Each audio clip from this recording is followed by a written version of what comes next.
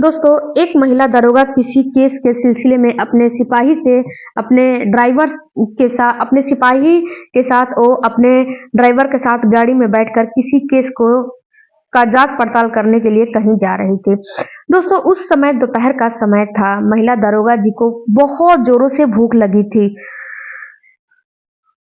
तभी महिला दरोगा जी अपने ड्राइवर से कहती है कि ड्राइवर साहब, यहाँ आस-पास में अगर कहीं कुछ होटल दिखाई देगा तो वहाँ पर गाड़ी रोकना। सबसे पहले हम लोग यहाँ पर खाना खाकर उसके बाद ही आगे चलेंगे, क्योंकि पता नहीं जांच पड़ताल करने में कितना समय लग जाएगा। ऐसा भी हो सकता है कि वहाँ पर जांच पड़ताल करते-करते हम लोगों को रात भी हो सकती है और मुझे भूख काफ़ी ज़ोरों से लगती है और मैं घर से निकलते समय कुछ खाना भी नहीं खाया था और होटल पर भी खा लूँगी, उसके बाद हम आगे चलेंगे, आगे बढ़ेंगे। वह कुछ ऐसे बोली थी। वह एक जो है होटल दिखाई देता है, गाड़ी रुकती है, महिला दरोगा होटल की ओर बढ़ती है, सोचती है खाने के लिए, तो होटल की तरफ बढ़ती है तो वहीं पे देखती है कि एक आदमी जूठा बर्तन होटल में धुल रहा था। लेकिन जैसे ही महिला उस व्यक्ति का चेहरा देखती है तो दोस्तों उनके पैरों से जमीन खिसक जाती है। एकदम से उनके हाथ जो है कांपने लगते हैं, होश उड़ जाते हैं। दोस्तों, यह महिला दरोगा दौड़ते हुए उस व्यक्ति को जाती है और उसको गले से लगाकर फूट-फूट कर रोने लगती है। बहुत सारे लोग बैठे हुए थे, खाना वगैरह खा रहे थे, होटल के अंदर बहुत सारे लोग थे और कुछ लोग उसको देखकर महिला दरोगा को बहुत ज़्यादा आश्चर्य में पड़ जाते हैं। सभी लोग सोचते हैं कि महिला दरोगा इस हालत में उस आदमी को गले लगाकर क्यों रो रही हैं। यहाँ तक कि वह बर्तन साफ करने वाला आदमी बर्तन साफ करने वाले को गरम जो है महिला दरोगा आखिरकार रोक देती है, क्योंकि उसके पीछे का वजह क्या है। लेकिन दोस्तों, जब उस व्यक्ति की सच्चाई लोगों के सामने आती है तो किसी को यकीन नहीं होता है। उसके साथ इतना बड़ा हादसा हुआ था, जो व्यक्ति बर्तन धो रहा था। दोस्तों, महिला दरोगा उस आदमी को देखकर रोने लगती है और उस व्यक्ति के जीवन की सच्चाई क्या थी और महिला दरोगा से उस व्यक्ति का क्या रिश्ता था और वह व्यक्ति होटल के अंदर जो है मजदूरी करने के लिए, बर्तन धोने के लिए क्यों मजबूर था। पूरी घटना की सच्चाई इस वीडियो में के माध्यम से मैं आपको बताने वाली हूँ। तो वीडियो में आगे बढ़ने से पहले आपसे केवल एक रिक्वेस्ट है कि अगर आप मेरे चैनल पर नए हो तो चैनल को जरूर सब्सक्राइब कीजिएगा और वीडियो को लाइक कर दीजिएगा। सच्ची घटना के आधार पे मैं वीडियो बनाती हूँ। एक साधारण से परिवार में एक अमन नाम का एक लड़का अपनी पत्नी काजल के साथ रहा करता था। वह उसको पढ़ा लिखा कर अफसर बनाना चाहता था। फिर कोई भी सरकारी नौकरी करने लगेगी तो जो है उनकी स्थिति ठीक हो जाएगी। वही सोच के वह हमेशा काजल को पढ़ाना चाहता था। उसको सरकारी नौकरी मिल जाएगी तो उसके घर की जो स्थिति है वह थोड़ी बहुत ठीक हो जाएगी और बहुत ही अच्छी हो जाएगी। दोस्तों, काजल हमेशा अपने मन से इस तरीके से बात जो है सोचती थी कि मैं भी जो है पढ़ लिख कर एक जो है सरकारी नौकरी करूंगी। वैसे उसका पति अमन एक प्राइवेट जो है काम करता था, ऑफिस में काम करता था। 15 से 16 हजार उसको आराम से मिल जाते थे। वह अपने पति से एक दूसरे से बातचीत करती है। अमन कहती है कि देखो, मेरा सपना है पढ़ लिख कर कुछ बड़ा आदमी बनना और अपनी पढ़ाई जारी मैं करना चाहती हूँ, पढ़ लिख कर नौकरी करना चाहती हूँ। मैं चुपचाप घर में ऐसे खाली बैठना नहीं चाहती हूँ। अमन को बहुत ज्यादा प्यार करती है काजल और अमन भी काजल को बहुत ज्यादा प्यार करता है, इसीलिए उसकी बातों को वह टाल नहीं पाता है और काजल से कहता है कि तुमको पढ़ना लिखना है, तुम पढ़ लिख लो, मैं पढ़ाई तुम्हारी पूरी करवा दूंगा। तुम पढ़ो और अपना सपना पूरा कर लो। तुम पढ़ाई शुरू कर सकती हो, लेकिन मैं जो है महीने का मैं 15 से 16 हजार रुपया कमाता हूँ और मैं पूरे महीने का खर्चा निकालने के बाद जो पैसा बचेगा वह सारा पैसा मैं तुम्हें पढ़ाई पर खर्चा कर दूंगा। तुमको भी ऐतराज नहीं होगा, इसमें तो तुम अपनी पढ़ाई शुरू कर सकती हो। दोस्तों, जो काजल होती है वह अपने पति से की प्रॉब्लम को समझती है। काजल अपने पति की बातों को मान लेती है और उस दिन के बाद से वह अपने घर पर ही रहकर अपनी पढ़ाई शुरू कर देती है और अमन जो था वह कंपनी में नौकरी करने लगता है और कुछ समय बाद जो उसकी पत्नी थी वह एक पुलिस विभाग की भर्ती निकलती है। तो दोस्तों, काजल उसमें अपना फॉर्म भर देती है। जैसे ही फॉर्म भर देती है तो कुछ महीने बाद उसका पेपर भी होता है और दोस्तों, पेपर जब वह देती है तो भगवान की कृपा से उसका सिलेक्शन भी पुलिस वालों में हो जाता है। अपनी ड्यूटी करने लगती थी, जिस वजह से अमन और जो काजल थे उसकी खुशी का कोई ठिकाना नहीं था। जहां तक कि जो है अमन बहुत ज़्यादा खुश था। दोनों लोग मिलकर अपने रिश्तेदार को खुशखबरी देते हैं। जब रिश्तेदारों को यह बात पता चलता है कि जो अमन की पत्नी है काजल, वह सब इंस्पेक्टर यानी कि दारोगा बन गई है, तो दोस्तों रिश्तेदार के सभी लोग उसके घर पर आने जाने लगते हैं और सभी लोग उसको बधाई देने लगते हैं। कुछ लोग उनसे कहते हैं बधाई देते हुए कि बधाई हो, आप दरोगा बन गई हो। कुछ लोगों से बधाई बधाई हो, आपको सरकारी नौकरी मिल गई है। वह सभी लोग उसके घर पर आते हैं और काजल को बधाइयाँ देते हैं।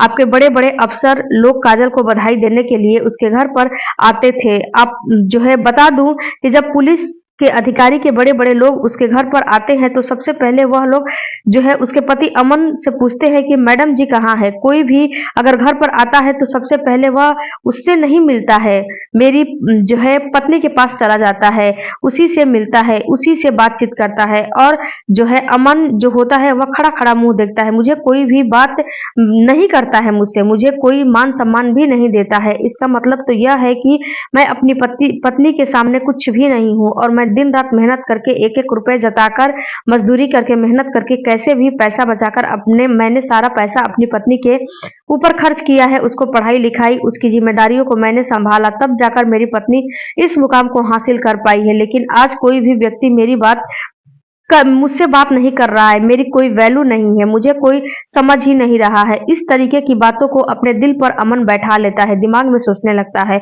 और यह जो सारी बातें हैं ना उसके दिमाग और दिल में एकदम से बैठ जाती है।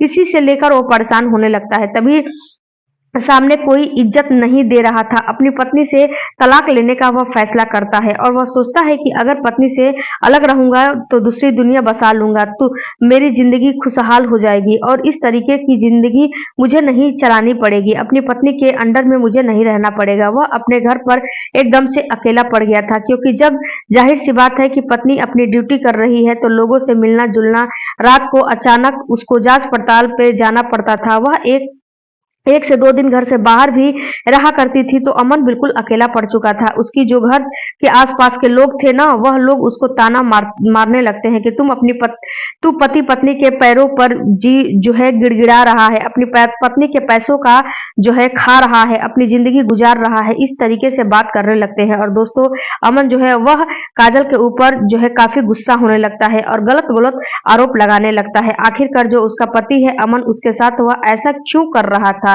और अमन उसके ऊपर झूठा-झूठा आरोप क्यों लगा रहा था, इसके पीछे की वजह क्या है, वह काजल को समझ में नहीं आ रहा था। तभी काजल तो आप जो है आपसे कितना ज़्यादा प्यार करती है और यह सफलता सिर्फ मेरी सफलता थोड़ी है, यह सफलता आपकी सफलता है। काजल अपने पति से बोलती है, जब मैं इंस्पेक्टर तो सिर्फ और आपकी वजह से ही बनी हूँ क्योंकि अगर आप दिन-रात मज़दूरी नहीं करते, मेहनत नहीं करते और मुझे नहीं पढ़ाते तो शायद मैं आज इस मुकाम को हासिल नहीं कर पाती, अपनी ज़िंदगी में नहीं पहुँच पाती और आप मुझे छोड़कर जाने की बात कर रहे हैं, मुझे तलाक लेने की बात कर रहे हैं, मैं आपको छोड़कर कहीं नहीं जाने वाली हूँ। और वह अपने पति के सामने हाथ जोड़कर खड़ी होकर माफ़ी माँगने लगती है, मैं तुमसे दूर नहीं रह सकती, तुम मुझे तलाक मत दो, मैं तुमसे बहुत ज़्यादा प्यार करती हूँ और आज मैं जो भी कुछ हूँ सिर्फ और सिर्फ तुम्हारे बदौलत हूँ, इसमें मेरा कोई भी अधिकार नहीं है, सब कुछ तुम्हारी वजह से मैं इस मुकाम पर पहुंची हूँ। दोस्तों अगर मैं एक बात आपको जो है बता दूं कि लोगों को बताऊं कि अक्सर सोशल मीडिया पर ऐसी बहुत सारी घटनाएं देखी गई होगी कि आप लोग ने या फिर सुनी होगी कि जब पति पत्नी को पढ़ा लिखा कर कुछ लायक बना देता है, फिर उनकी जो पत्नियां हैं वह सरकारी पोस्ट पर नौकरी करने लगती हैं या फिर उनकी पत्नियां डीएम एसडीएम वगैरह बन जाती हैं, तो फिर कोई पुलिस अधिकारी बन जाती हैं, तो उनको ऐसा लगता है कि उनको पति को तलाक दे देना चाहिए और उनको सरकारी नौकरी कर रही हूँ और जो मेरा पति है वह बेरोजगार है, वह मजदूरी कर रहा है, छोटी मोटी नौकरी कर रहा है, इसके साथ में मैं नहीं रहूंगी, मेरी बेइज्जती होगी, मेरी इज्जत चली जाएगी, इसीलिए वह लोग अपने पति को तलाक दे देती थी। लेकिन यह लड़की ऐसा कभी सोचती नहीं है। वह सरकारी जो है अफ़सर बनने के बाद भी अपने पति के सामने हाथ जोड़कर विनती कर रही थी कि मुझे छोड़कर तुम मत जाओ, मुझे तलाक मत दो, मुझे तलाक नहीं लेना है। काजल अपने पति से यह भी कहती है कि आपके बिना मेरा जो संसार है वह एकदम अधूरा है, मैं कुछ भी नहीं हूँ, आपके बिना चाहे कुछ भी हो जाए मैं आपसे अलग नहीं रह सकती हूँ। लेकिन दोस्तों जो अमन था उसके सर पे भूत सवार था और वह काजल की एक बात नहीं सुनता है और काजल को जबरदस्ती तलाक दे देता है। इस वजह से काजल बहुत 10 जो है 10 दिनों से वह दोस्तों दिन रात हमेशा वह काजल के बारे में अमन के बारे में सोचती है। लेकिन दोस्तों अमन अपना सो है सब कुछ छोड़ छाड़ कर शहर चला जाता है और वहां पर कंपनी नौकरी करने लगता है। दोस्तों कुछ दिनों बाद जो है काजल अपनी आप को संभालती है, सोचती है चलो कोई बात नहीं है, अगर मेरा पति मेरे साथ नहीं रहता है तो इसमें क्या हो गया है, लेकिन मेरे पास जो नौकरी है वह मेरे पति ने मुझे दिलाई है। मैं हमेशा ईमानदारी से उस नौकरी को करूंगी और अपना फर्ज अदा करूंगी और नौकरी पर किसी भी चीज की आंच नहीं आने दूंगी, क्योंकि वह जिंदगी भर उस नौकरी को करना चाहती थी और ईमानदारी के साथ अपनी ड्यूटी को करने लगती है और इस तरीके के साथ समय गुजरने लगता है। लेकिन दोस्तों जब 2 सालों के बाद वक्त गुजर जाता है तो 2 साल बाद जो काजल है उसका ट्रांसफर संयोग से इस शहर में हो जाता है जहां पर अमन अपनी कंपनी में नौकरी कर रहा था। तभी दोस्तों काजल एक दिन किसी केस का जांच पड़ताल करने के लिए अपने सिपाही के साथ और अपने ड्राइवर के साथ गाड़ी में बैठकर अपनी सरकारी गाड़ी से बैठकर कहीं जांच पड़ताल करने के लिए जा रही थी। दोस्तों उस समय दोपहर के 12:30 बज रहे थे। जो काजल थी उसको भूख लग गई थी और वह जो है बहुत जोरों से उसको भूख लगी थी। दोस्तों काजल अपने ड्राइवर से कहती है, ड्राइवर साहब यहाँ आसपास में कहीं खाने के लिए कोई होटल वगैरह दिखेगा तो अच्छा सा, तो वहां पे गाड़ी आप रोक लेना, मुझे बहुत जोरों से भूख लगी है, कितना समय लग जाएगा और यह भी हो सकता है इसीलिए हम लोग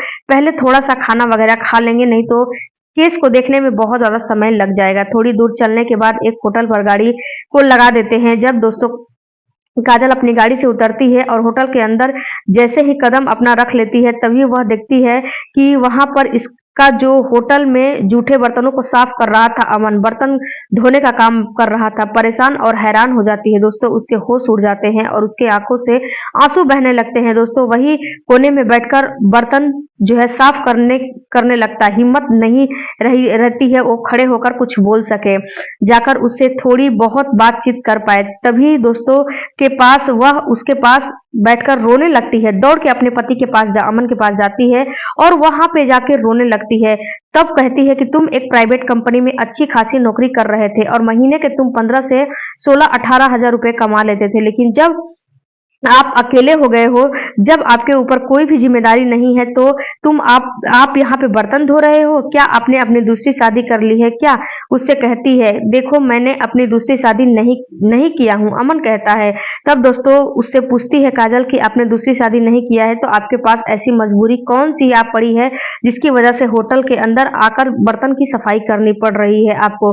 दोस्तों काजल की बात सुनकर जो अमन है उसकी आंखें भर आती है और वह भी एकदम से रोने लगता है। कहता है कि देखो मैं जिस कंपनी में पहले जॉब करता था वह शहर मैंने छोड़ दिया था, क्योंकि उस शहर में मुझे तुम्हारी हमेशा याद सताती रहती थी। मैंने उस शहर में तुम्हारे साथ, मुझे शहर में बिल्कुल भी अच्छा नहीं लग रहा था।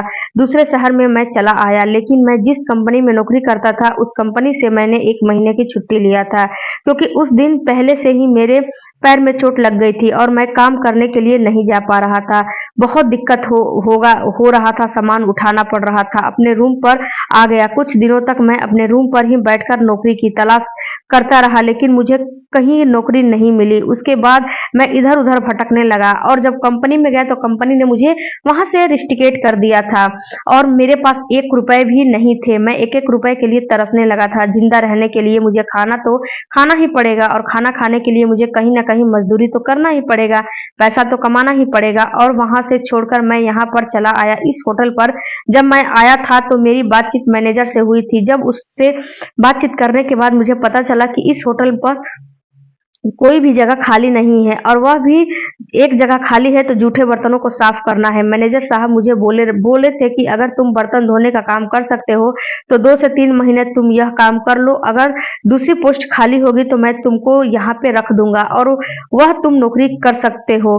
जिस वजह से मैं यहाँ पे काम कर रहा हूँ, महीने के 8 से 10 हजार रुपए मुझे मिल जाते हैं और कैसे भी करके मैं अपनी जिंदगी को गुजार लेता हूँ। दोस्तों जो अमन था जब इतना सारी बातें अपनी पत्नी से बताता है तो इतना कहने के बाद जो उसकी पत्नी काजल होती है सामने, वह रोने लगती है। देखो मैंने तुमको कितना समझाया था कि तुम मुझे तलाक मत दो, लेकिन उस और उस समय तुमने मेरी एक भी बात नहीं सुनी थी। तुमने मुझे तलाक देकर मुझे छोड़ दिया था, लेकिन तुमसे दारोगा बनने से पहले भी मैं प्यार करती थी और जितना प्यार मैं दारोगा बनने के बाद भी आज भी तुमसे करती हूँ।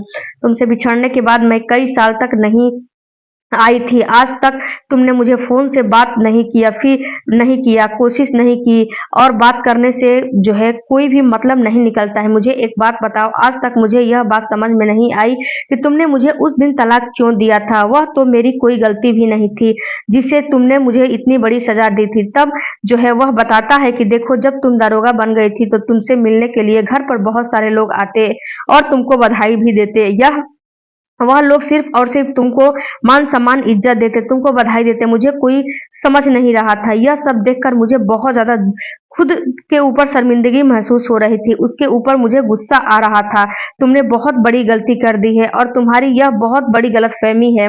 अगर तुमको ऐसा लग रहा था कि मुझे नौकरी मिलने से तुम्हारी जो इज्जत है, तुम्हारी जो मान सम्मान है वह कम हो रही थी, तो तुम मुझे एक बार बता देते। तुम्हारे खातिर अपनी नौकरी को भी मैं छोड़ देती, दाँव पे लगा देती, लेकिन मैं अपने आप से तुमको कभी दूर नहीं होने देती। आज भी तुमसे उतना ही ज़्यादा प्यार करती हूँ। अब तुम यह बर्तन धोने का काम बंद करो। अगर तुम मेरी इज़्ज़त करते हो, अगर तुम्हारी इज़्ज़त हो तो मैं एक बार फिर से तुम्हारे साथ रहना चाहती हूँ और तुम मुझे फिर से एक बार अपना लो। तब अमन अपनी पत्नी से कहता है कि देखो, अब मेरे साथ तुम कैसे रह सकती हो, क्योंकि मैं तो तुम्हारे काबिल भी नहीं हूँ। पहले तो मैं थोड़ा बहुत काम भी कर लेता था, लेकिन अब तुम्हें ऐसा काम करता हूँ कि वैसे भी तुम मेरे साथ रहने के लिए राजी भी नहीं होगी। तब उसकी पत्नी काजल उससे कहती है कि तुम मेरे काबिल पहले भी थे और काबिल तुम आज भी हो। तुम्हारी गलतफहमी और तुम्हारी गलत सोच की वजह से हम दोनों जो है जुदा हो गए थे। हम दोनों एक दूसरे से अलग रहने लगे थे। जीवन बिखर जाता है और हंसता खेलता परिवार की वजह से ही गलतफहमी की वजह से ही ऐसा हम दोनों के साथ भी हुआ। तुम्हारे दिल और दिमाग में जो गलतफहमियां बैठी हुई है, बस इसी कारण की वजह से तुमने मुझे तलाक दिया था। इसीलिए सभी लोगों की निगाहें मेरे ऊपर थी और सभी लोग मुझे बधाई देने के लिए आ रहे थे, क्योंकि मैंने दारोगा पद का जो है उसमें पद हासिल किया था। तुम्हारा तो सीना गर्व से चौड़ा हो जाना चाहिए। तुमको तो यह सोचना चाहिए कि देखो, हमारी जो पत्नी है वह पढ़ लिख कर एक बड़ी पोस्ट पर नौकरी कर रही है, दरोगा बन गई है, लेकिन तुम्हारे अंदर तो कहाँ से गलतफहमी आ गई, यह सब मुझे समझ में नहीं आ रहा है। लेकिन दोस्तों, वह कहती है कि देखो, अब इन सब बातों का